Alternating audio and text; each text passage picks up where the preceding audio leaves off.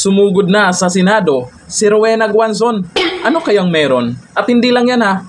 Meron siyang post dyan na sinasabi niyang nagwawala daw kapag hindi nakukuha ang gusto. Sino kaya yan?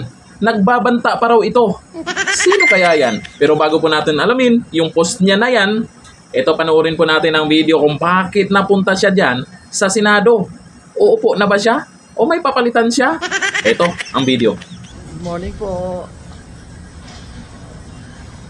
Papunta po tayo ng Senado ngayon.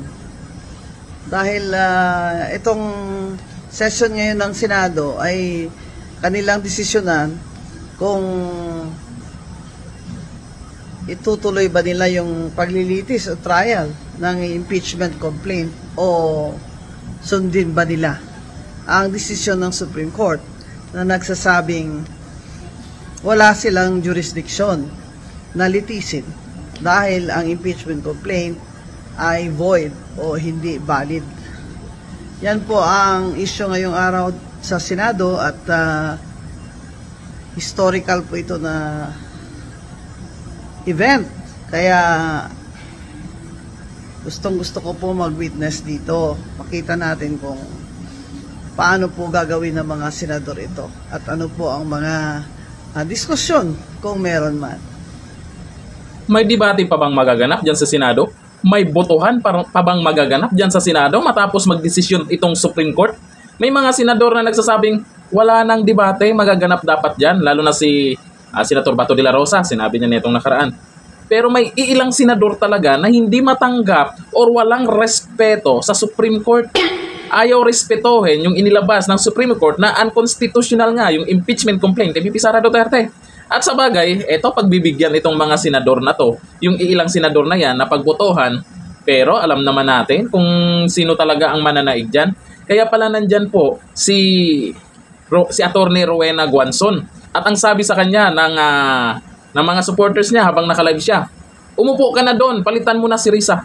O, sabi ni Lorna de Jesus kay Rowena Guanzon, umupo ka na daw doon. Attorney Rowena Guanzon, si Risa daw palitan mo. Sabi ni Roldan Almira, maganda ang debate mamaya sa Senado, Attorney, kitang-kita natin kung sino ang papanig sa konstitusyon at kung sino ang may gigil na gigil ma-impeach ng Senado ang ating minamahal na VP Sara.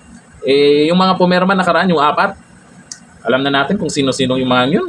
Gigil na gigil talaga sila kay VP Sara o mapa-impeach si VP Sara. Pero dito tayo sa isang post po ni Rowena Guanzon na kung saan meron daw nagwawala kung hindi nakukuha yung gusto. Lalo na ngayon sa nangyari sa impeachment, magwawala ba itong sinasabi ni Rowena Guanzon? May idea kayo na ito kung sino.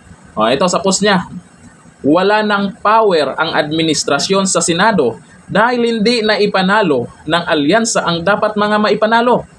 Magkukulaps na rin sa House soon. Lahat ng yan ay dahil sa kagagawan ng iisang tao, the WHO. May idea ba kayo kung sino? Nung wala siyang pag-asa maging presidente, sinubukan niyang baguhin ang saligang batas gamit ang People's Initiative. Naalala niyo nakaraan, yung may papirma-pirma, kapalitang ayuda. Doon unang pumalag si Digong at Amy. Nyari, bokya.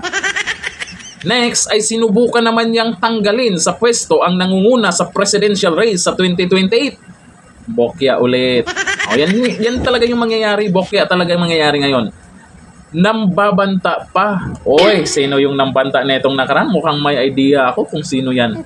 Comment tayo dyan. Mga next year, maraming mangyayari. Pero ang nakakatakot sa taong ito, nako, palibhasa, laki sa nakaw, sa yaman pala. Mayaman, tapos yung yaman, galing sa nako po. Spoiled brat. Nagwawala kapag di nakukuha ang gusto. Sana. Alam na kung sino. Kasi sa post ni Rowena Guanzon, yung mga komento, nako, binanggit talaga ang pangalan. Sino kaya yan? Siguro naman sa mga updated sa mga nangyari na itong nakaraan, alam nyo na kung sino yan. Grabe yung nasabi dito ni Rowena Guanzon na yung kayamanan daw at galing daw sa nakaw. Sana. Totoo ba yan? Tapos nagwawala pag hindi masunod yung gusto.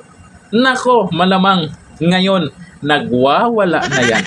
Kawawa naman. Hanggang dito na lang. Thank you. Bye-bye.